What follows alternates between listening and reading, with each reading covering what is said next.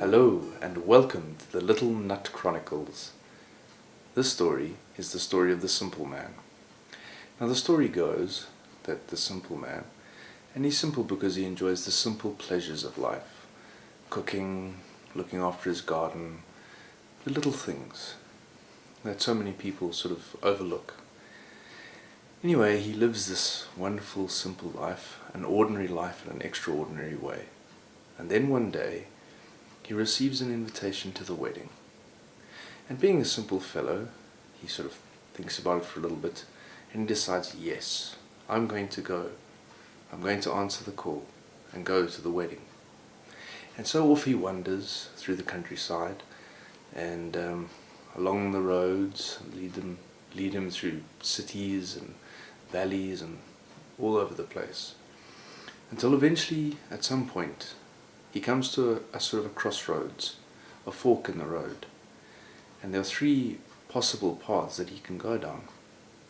Now the first path he looks down has a large sign that says the spiritual road, and there he sees all these people sort of starving themselves, meditating 10 hours a day, flagellating themselves, doing all sorts of strange and wonderful spiritual type things.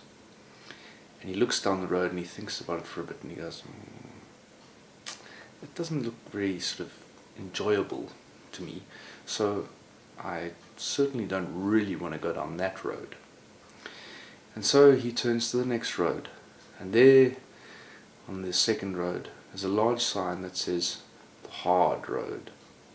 He says, well, that doesn't bode very well. But anyway, he sort of looks, peeks and peers down the road, and there he sees all these knights charging about in great armor and sort of fighting battles. And he takes one step closer to have a sort of closer look, and without realizing it, steps onto the hard road. And this knight, this mighty knight in shining armor, emerges from under a tree and looks at him and says, "Insect, what are you doing on my road? Where is your armor? Where is your horse? How can you expect to come onto this road without those? How can you expect to win battles, to save maidens and slay dragons?"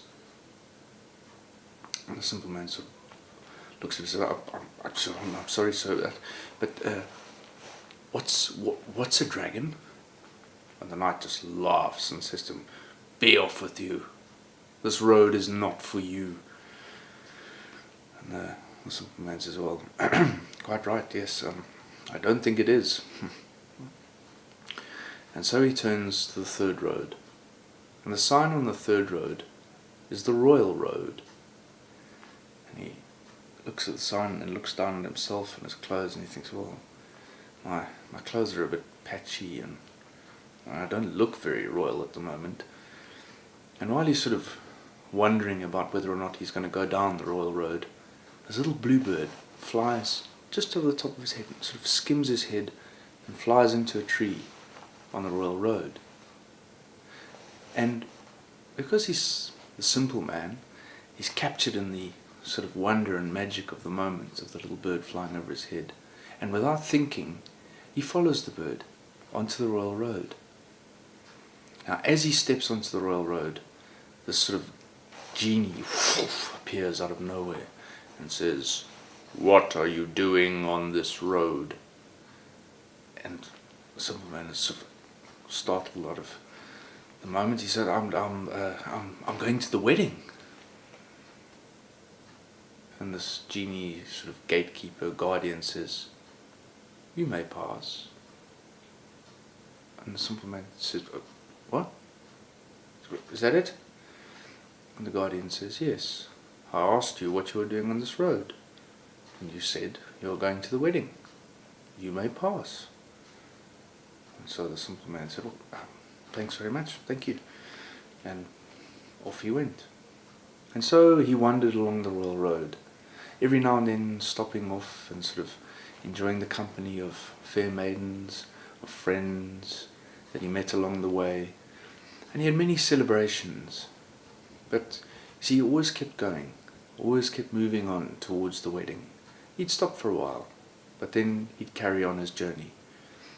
And so eventually he came to the end of the royal road, And there in front of him were these great golden gates, with a wedding written into the gates, sort of inscribed in the metal. And he's about to sort of approach them when he realizes there in front of the gates is a set of scales. And above the scales it says, "To enter the wedding, thou must be as light as a feather. Good luck."